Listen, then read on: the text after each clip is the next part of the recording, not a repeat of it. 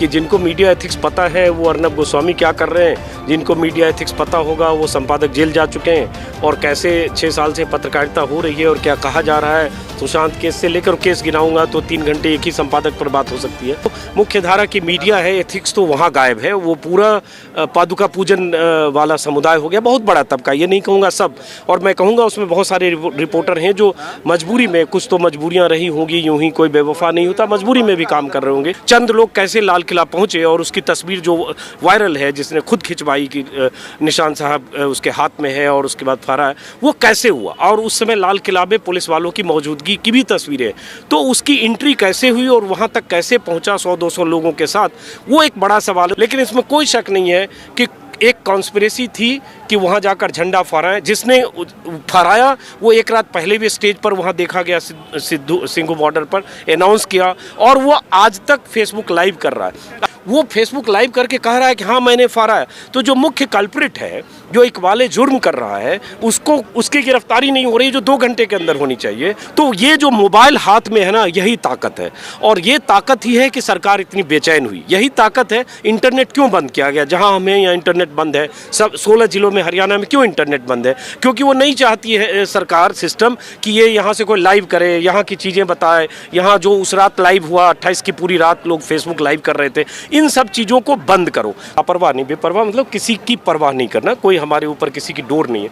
तो मैं उस 25 साल को एक तरफ मानता हूँ, और इस 6 महीने 7 महीने जो भी हुआ, इसको एक तरफ मानता हूँ। मैं इसको बेहतरीन वक्त अपने लिए मानता हूँ। ये अलग बात है कि हो सकता है 4 महीने 2 महीने में कहीं जेल 2-4-10 दिन घूम के आना। साथ विश्वसनीय चेहरा, मीडिया आज विश्वसनीयता के खतरा से जूझ रहा है। लोग भरोसा नहीं कर रहे हैं, बहुत संगीन आरोप लग रहे हैं। कुछ लोग कह रहे हैं मीडिया गोदी मीडिया है, कुछ लोग कह रहे हैं मीडिया जाति धर्म में बांट रही। मेरे साथ अजीत अंजुम है, लंबा अनुभव है संपादक के तौर पे, पत्रकार के तौर पे, और अब एक सोशल मीडिया के बड़े एंकर हैं वो, जिनको लाखों करोड़ों लोग देख रहे हैं। अजीत अंजुम यूट्यूब चैनल को पिछले लॉकडाउन के बाद इन्होंने शुरू किया और 1 मिलियन सब्सक्राइबर है, बड़ी अचीवमेंट है, बड़ा विश्वसनीय चेहरा है। पत्रकारिता पर इनसे बात करेंगे। सर, जिस तरह से मनदीप पुनिया की गिरफ्तारी हुई है, उसको लेकर क्या कहेंगे? क्या सोशल मीडिया एक बैरियर है, उसको भी कहीं तोड़ तो नहीं रहा है? मुझे लगता है कि इस दौर में जब ज़्यादातर मीडिया संस्थान और ज़्यादातर पत्रकार कॉम्प्रोमाइज्ड हैं अपने पेशे से, और जो पत्रकारीय ड्यूटी है, और सरकार समर्थन में बहुत बड़ा तबका है, उस दौर में सोशल मीडिया जिस ढंग से अपनी ताकत दिखा रहा है और अपनी पत्रकारीय दायित्व निष्ठा के साथ ऐसे इशू को सामने ला रहा है, और वो किसान आंदोलन को ही अगर देखें तो आज 69 दिन है। 69 दिन में उस एक 26 जनवरी के एक दिन को अगर हटाइए, जिस दिन कुछ घटनाएं हुई जो गलत भी हुई, लेकिन तब भी, उसके पहले भी 26 जनवरी तो बहुतों को मौका दिया, लेकिन जब ये सब कुछ नहीं हुआ था तब भी पहले दिन से खालिस्तानी, पाकिस्तानी, चीनी और दुनिया भर की चीज़ें किसानों के लिए, आंदोलनकारियों के लिए कही गई। लेकिन उस मंजीत पुनिया ने, मैं उससे मिला नहीं, मेरा परिचय नहीं है, लेकिन मैंने उसका फेसबुक लाइव जो किया था उसके कुछ हिस्से मैंने देखे। उस हिस्से में जितने कन्विंसिंग ढंग से वो तस्वीरों के ज़रिए बता रहा था कि जो पत्थर फेंकने आए उसमें कौन लोग थे, उनका किसी पार्टी से रिश्ता था, जिस पार्टी से रिश्ता था उस नेता के साथ, उसके बड़े नेता के साथ तस्वीर थी जो अभी मंत्री हैं, और उस डिटेलिंग में उसने बहुत संजीदगी के साथ, बिना शोर के, उसने इस्टेब्लिश करने की कोशिश की कि दरअसल सिंघू बॉर्डर पर जब पुलिस की ज़बरदस्त घेराबंदी थी, उस बीच कुछ लोग जो लोकल बनकर आए थे और जो किसानों को नकली किसान बताते हुए खाली करो जैसे नारे लगा रहे थे, वो पुलिस सुरक्षा में थे, और उसमें कुछ लोग ऐसे भी थे जो एक पार्टी विशेष के थे और लोकल नहीं थे।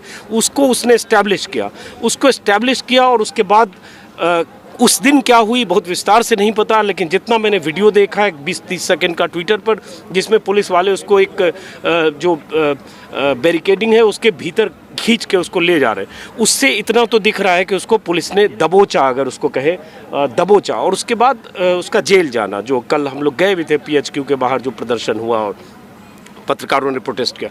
मुझे लगता है ऐसा वक्त है कि सरकार एकदम किसी भी तरह की आलोचना को लेकर शायद सहनशीलता बिल्कुल नहीं है। टॉलरेंस शब्द तो अब पुराने पड़ गए, क्योंकि ऐसे दौर में अगर कुछ लोगों ने कहा कि उसने पुलिस के साथ बदसलूकी की या FIR में ऐसे सरकारी काम में बाधा पहुंचाने का आरोप भी लगाया गया, जो मामूली आरोप है, जहां 100, 200, 600, 800 पुलिस वाले, वहां एक निहत्था आदमी जिसके पास शायद माइक के अलावा कुछ नहीं होगा, और वो भी संसाधन विहीन एक लड़का था, ऐसा नहीं चैनल का था कि उसके साथ कोई कैमरामैन, ट्राइपॉड, माइक भी होगा, वो क्या पुलिस के कामकाज में बाधा पहुंचा रहा होगा। और अगर कुछ बहस बकझक भी हुई जिसके बारे में मैं जानता नहीं, तो उससे बड़े सवाल है कि जो लोग नारे लगा रहे थे, अगर जहां हम हैं गाजीपुर बॉर्डर में, इसी बॉर्डर के पास, इसी जगह यहाँ से 200 मीटर पीछे 28 तारीख को जब 150 लोग आए और बीजेपी के नंद किशोर गुर्जर ने जो कहा और उनका जो बयान वायरल है कि ये सारे किसान 100% आतंकवादी हैं, इन्हें पुलिस शूट करे या इन्हें जूते मारकर हम भगा देंगे, तो उनके लिए तो कोई कानून नहीं है जो ऐसी बात करते। लेकिन एक पत्रकार जो अपनी ड्यूटी कर रहा था, उसको उस तरह से घसीट कर पकड़ा जाना और उसके बाद उसको मामूली आरोप लगाकर के सरकारी काम में बाधा पहुंचाया, जेल भेजना, मुझे लगता है सरकार अब सोशल मीडिया से ही परेशान है, इसलिए टारगेट है, ये सब बहाने हैं कि आप इससे संकेत रिसीव करिए, और संकेत रिसीव करके अगर आप डर जाते हैं पीछे हटिए, और नहीं तो फिर इसके लिए तैयार रहिए। सर, आप लंबे समय तक एडिटर रहे हैं, जो उस दिन जो ट्रैक्टर रैली थी, जिस तरह से पत्रकारों की आप लोग डिप्लॉय करते रहते हैं, यहाँ जाओ यहाँ जाओ, लाल किले पर मीडिया का उपलब्ध होना, ITO पर मीडिया का उपलब्ध होना, और यही दो जगह पर इस तरह की हालात होना, और ख़ासकर जो शख्स है उसको चले जाना, इसको एक सोशल मीडिया पर, जो सोशल मीडिया पे पत्रकारिता के विश्वसनीयता का भी खतरा है, क्योंकि कोई भी कुछ आके बोल जा रहा है, एविडेंस नहीं है, सर्कमस्टांसेस उस तरह के होते हैं, लोग कह रहे हैं कि एक पॉलिटिकल कॉन्स्पिरेसी हो सकती है। तो कैसे देखते हैं आप इन दोनों बातों को? क्या सोशल मीडिया पर अनट्रेंड लोग हैं, अनट्रेंड पत्रकार हैं, जिनको मीडिया एथिक्स या का नॉर्म्स नहीं पता है और वो कुछ भी बोल रहे हैं, ये भी एक खतरा है? तो जिनको मीडिया एथिक्स पता है, मैं सोशल मीडिया का बचाव किए बगैर मैं दूसरा पक्ष ही बोलता हूँ कि जिनको मीडिया एथिक्स पता है वो अर्नब गोस्वामी क्या कर रहे हैं, जिनको मीडिया एथिक्स पता होगा वो संपादक जेल जा चुके हैं, और कैसे 6 साल से पत्रकारिता हो रही है और क्या कहा जा रहा है, सुशांत केस से लेकर केस गिनाऊंगा तो 3 घंटे एक ही संपादक पर बात हो सकती है। तो इसलिए एथिक्स की बात ही नहीं है। जो मुख्य धारा की मीडिया है, एथिक्स तो वहाँ गायब है, वो पूरा पादुका पूजन वाला समुदाय हो गया, बहुत बड़ा तबका, ये नहीं कहूँगा सब, और मैं कहूँगा उसमें बहुत सारे रिपोर्टर हैं जो मजबूरी में, कुछ तो मजबूरियां रही होंगी, यूं ही कोई बेवफा नहीं होता, मजबूरी में भी काम कर रहे होंगे, क्योंकि रिपोर्टर्स को घर चलाना होता है बहुत, लेकिन ऊपर से जो चीज़ें हैं वो बहुत बुरे दौर में है। और हमने 30 साल की पत्रकारिता में, मैं 2 हिस्से पत्रकारिता को मानता हूँ, 2014 के बाद और 14 के पहले। अब आते हैं उस दिन जो हुआ, क्या हुआ मैं विटनेस नहीं हूँ, इसलिए मैं उसके बारे में नहीं कह सकता, लेकिन ये सवाल तो ज़रूर पैदा होता है कि जो सिंघू बॉर्डर से जो रवानगी हुई, जितनी जानकारी हम लोगों को मिली कि जो टाइम था, वक्त था मुकर्रर 10 बजे का, उससे पहले एक तबका जत्था, दीप संधू और जो सिद्धू और उसके साथ जो लोग भी गए, चंद लोग कैसे लाल किला पहुंचे, और उसकी तस्वीर जो वायरल है, जिसने खुद खिंचवाई कि निशान साहब उसके हाथ में है और उसके बाद फहरा है, वो कैसे हुआ, और उस समय लाल किला में पुलिस वालों की मौजूदगी की भी तस्वीरें, तो उसकी एंट्री कैसे हुई और वहाँ तक कैसे पहुँचा 100-200 लोगों के साथ, वो एक बड़ा सवाल है। उसके बाद भीड़ को जब अफवाह, हल्ला, शोर उठता है, लाल किले पर झंडा फहरा गया, बहुत तरह से लोग गए होंगे, मैं वो जांच एजेंसियों का काम है, मैं उसके विस्तार में नहीं जा रहा हूँ, लेकिन इसमें कोई शक नहीं है कि एक कॉन्स्पिरेसी थी कि वहाँ जाकर झंडा फहराएं। जिसने फहराया वो एक रात पहले भी स्टेज पर वहाँ देखा गया, सिंघू बॉर्डर पर अनाउंस किया, और वो आज तक फेसबुक लाइव कर रहा है। आप राकेश टिकैत को गिरफ्तार करने, सरेंडर करवाने, मानसिक दबाव बनाने यहाँ 2000 पुलिस वालों के साथ आते हैं, और सारे लंगर खत्म हो जाए, पर्सनल फ़ोन करके चेतावनी देके ख़त्म करा दिया गया। लेकिन एक दीप सिद्धू नाम का शख्स, क्योंकि उसकी सत्ता के लोगों के साथ तस्वीरें हैं, जो भी कनेक्शन है, मैं उस पर भी नहीं जाऊँगा, सबूत तस्वीरें हैं, वो फेसबुक लाइव करके कह रहा है कि हाँ मैंने फाड़ा है। तो जो मुख्य कल्प्रिट है, जो एक वाले जुर्म कर रहा है, उसको, उसकी गिरफ्तारी नहीं हो रही जो 2 घंटे के अंदर होनी चाहिए। जो नेता थे जो ये तो नहीं गए होंगे लाल किले, लेकिन यहाँ गिरफ्तारी होती। तो इससे आप सत्ता की बात समझिए और मीडिया की भी समझिए। जितनी मुहिम देशद्रोही गद्दार नंबर 1 से लेकर गद्दार नंबर 37 या 40 नेताओं को कहा गया, उतनी मुहिम अगर दीप सिद्धू के लिए मीडिया चलाता तो शायद गिरफ्तार करना पड़ता। टेलीविजन अखबार के पत्रकार के तौर पे आपको लगता है कि वो अब फिर से हम मीडिया एथिक्स की तरफ, जर्नलिज्म एथिक्स की तरफ, और जो विक्टिम के साथ खड़ा होना या जो सच्चाई है उसके साथ खड़ा होना, सरकार से सवाल पूछना, ये दौर लौट पाएगा आपको लगता है?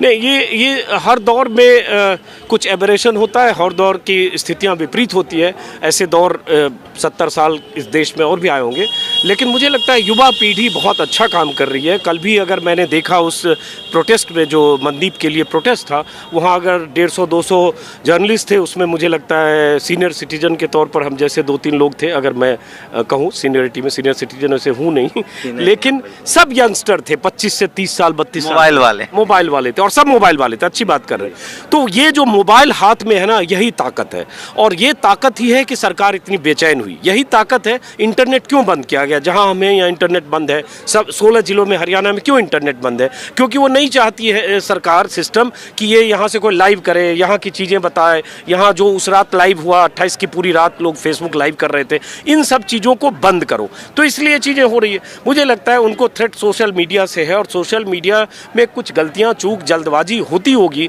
लेकिन यही एक ताकत है जो आने वाले समय में मुख्य धारा की मीडिया पर भारी पड़ रहा है, अभी भी पड़ रहा है, आगे भी पड़ रहा है, और मुझे लगता है हमको इससे उम्मीद रखनी चाहिए। एक आखिरी सवाल सर, कि जो आपने लंबा समय टीवी में बिताया है, आपने अखबार में भी काम किया है, और अब जब आप सोशल मीडिया पर हैं, जो एक आपके जो चाहे वो सोशल सेटिस्फेक्शन की बात हो, जर्नलिज्म की बात हो, अब ज़्यादा बेहतर महसूस कर रहे हैं या तब ज़्यादा बेहतर महसूस? देखिए, उस पर तो मैं कई बार बोलता हूँ कि 25 साल टेलीविज़न चैनलों की संपादकी एक तरफ, और मैं कई चैनल के संपादक के तौर पे जहाँ भी रहा, और मुझे ये 6 महीने 8 महीने एक तरफ, मैं इसका पलड़ा भारी मानता हूँ, क्योंकि मेरे ऊपर कोई दबाव नहीं है। मन की करता हूँ, मन की बोलता हूँ, किसी का कोई निर्देश नहीं है। और ये इसलिए अच्छा लगता है क्योंकि आप जो बात कहते हैं लोग तक पहुँचता है, अपने मन के हिसाब से करते हैं, बेपरवाह रहते हैं। बेपरवाह मतलब लापरवाह नहीं, बेपरवाह मतलब किसी की परवाह नहीं करना, कोई हमारे ऊपर किसी की डोर नहीं है। तो मैं उस 25 साल को एक तरफ मानता हूँ, और इस 6 महीने 7 महीने जो भी हुआ, इसको एक तरफ मानता हूँ।